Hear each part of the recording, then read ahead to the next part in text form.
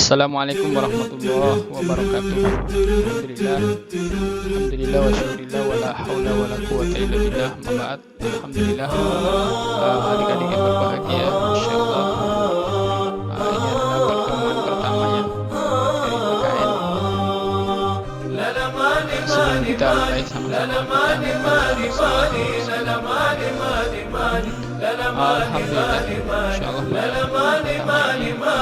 akan membahas perwujudan Pancasila sebagai dasar negara dan pandangan bangsa.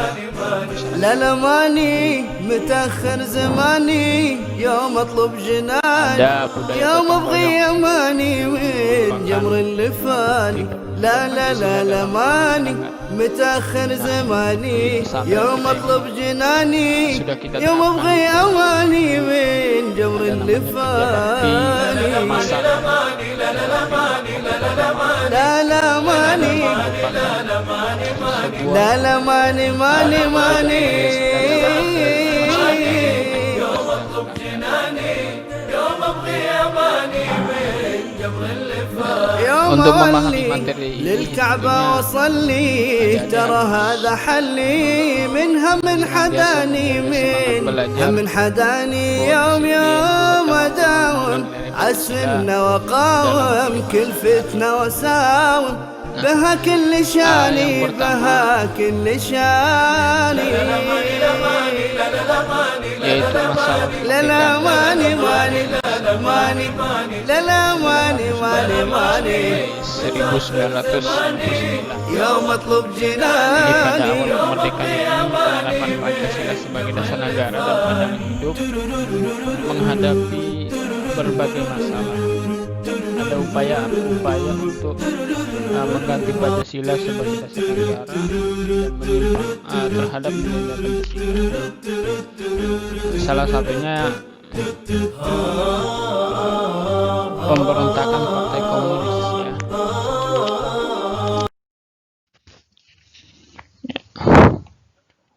Dan nanti kita akan membahas lebih jauh ya. Apa saja upaya-upaya apa saja yang kemudian ingin mengganti Pancasila sebagai dasar negara dan menyimpang terhadap nilai-nilai Pancasila. Nah, ini adalah dinamika penerapan Pancasila dari masa ke masa. Ya, masa awal kemerdekaan tahun 1945 sampai 1959 terjadi pemberontakan ya yang dilakukan oleh Partai Komunis ya di Madiun ya pada tanggal 18 September ya 1948.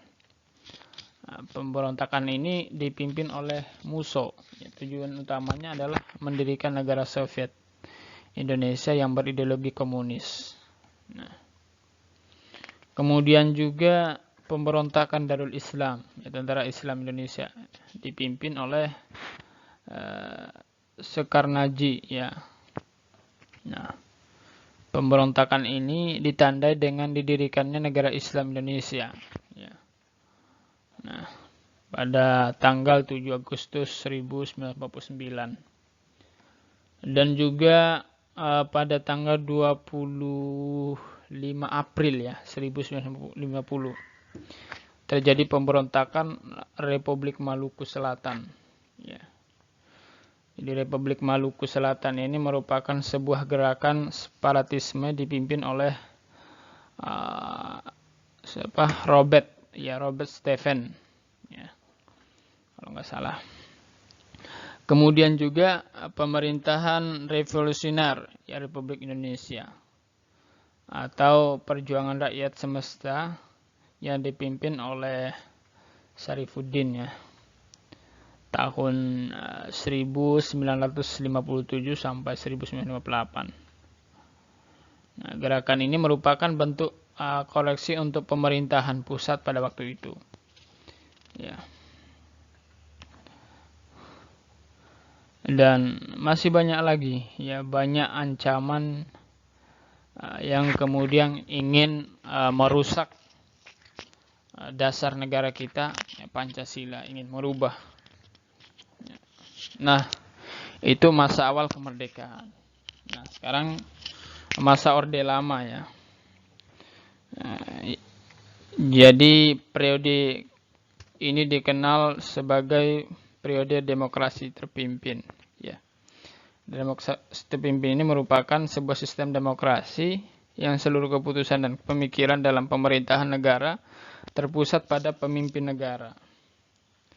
Nah, jadi pemimpin negara saat itu adalah Presiden Soekarno pada saat masa Orde Lama. Jadi demokrasi terpimpin dicetuskan oleh Presiden Soekarno karena banyaknya gerakan separatis yang menyebabkan ketidakstabilan negara, tersendatnya pembangunan ekonomi, karena sering terjadinya pergantian kabinet, sehingga program pembangunan yang dirancang oleh kabinet tidak berjalan secara utuh.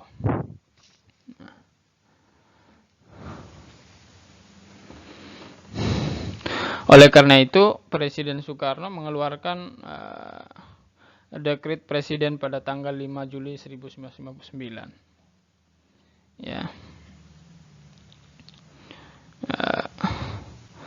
Walaupun konstitusi negara sudah kembali pada Undang-Undang tahun 1045, namun pelaksanaannya masih terdapat penyimpangan ya, terhadap Undang-Undang Negara Republik Indonesia tahun 1045. Ya, beberapa penyimpangan terhadap Pancasila dan undang-undang, diantaranya Presiden Soekarno ditetapkan sebagai presiden seumur hidup, ya. Nah, ini banyak sekali. Nah, itu masa Orde Lama ya. Masa Orde Baru ya. Masa Orde Baru ini era demokrasi terpimpin di bawah pimpinan Presiden Soekarno. Ya. Mendapat tamparan yang keras ketika terjadinya peristiwa tanggal 30 September 1965 yang disinyalir didalangi oleh Partai Komunis. Jadi pemberontakan PKI tersebut membawa akibat yang teramat fatal bagi partai itu sendiri, yaitu dibubarkannya PKI dengan seluruh organisasi di bawah naungannya dan dinyatakan sebagai organisasi terlarang di Indonesia. Adik-adik juga harus paham bagaimana keganasan kebiadaban PKI ya. Memerangi saudara-saudara kita dulu, ada ulama-ulama, ada santri, ada para jenderal, purnawirawan, semua dibantai. Begitu juga dengan Presiden Soekarno yang kedudukan sebagai pemimpin besar revolusi dan Panglima Angkatan Perang Indonesia.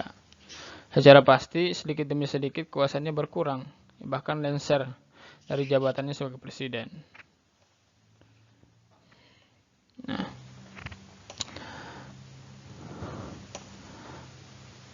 yang keempat ini masa reformasi ya, masa sekarang. Ya, pada masa reformasi masa sekarang ini penerapan Pancasila sebagai dasar negara terus menghadapi berbagai tantangan. Ya, penerapan Pancasila tidak lagi dihadapkan pada ancaman pemberontakan yang ingin mengganti Pancasila dengan ideologi lain. Akan tetapi kalau kita melihat lebih dihadapkan pada kondisi kehidupan masyarakat yang diwarnai oleh kehidupan yang serba bebas ya. Kebebasan yang mewarnai kehidupan masyarakat Indonesia saat ini meliputi berbagai macam bentuk, mulai dari kebebasan berbicara, berorganisasi, berekspresi, dan sebagainya. Nah, kebebasan tersebut di satu sisi dapat memacau kreativitas masyarakat, tapi di sisi lain juga bisa mendatangkan dampak negatif yang merugikan bangsa Indonesia sendiri.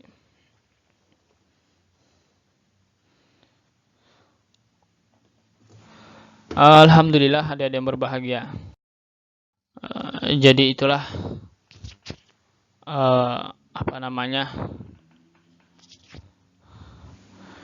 awal kehancuran dan ingin mengubah ya Pancasila ini, penerapan Pancasila ya. Jadi banyak ancaman yang terjadi Salah satunya pemberontakan PKI, pemberontakan Darul Islam. Ya, ini banyak sekali yang sudah kita jelaskan tadi. Nah, alhamdulillah ada yang berbahagia. Jadi suasana kebatinan dan perumusan dan pengesahan Pancasila sebagai dasar negara, nilai-nilai Pancasila telah ada ya sejak zaman dahulu kala. Namun pengesahannya mulai proses dan perjuangan yang amat panjang ya. Itu luar biasa. Para pendiri pendahulu kita yang kemudian memperjuangkan negara kita ini. Ya. Bagaimana perjuangan bangsa Indonesia untuk mengusir penjajah ya, hingga berhasil merebutkan kemerdekaannya. Pengorbanan jiwa raga, ya, harta benda, moral, material tak terhitung lagi. Ya, kerusakan terhadap milik negara yang berupa fasilitas umum dan kekayaan alam, baik yang ada di darat, di laut, maupun yang terkandung dalamnya. Sebagai akibat dari penjajahan tak terhitung jumlahnya. Itulah kekejaman bangsa barat saat menjajah negara Indonesia. Maka sebagai generasi belakangan harus ingat, ya, harus tahu sejarah akan perjuangan para pendahulu bangsa. Nah, kita akhiri pertemuan kita pada pagi hari ini. Semoga bermanfaat. Kita tutup dengan hamdalah. Assalamualaikum warahmatullahi wabarakatuh.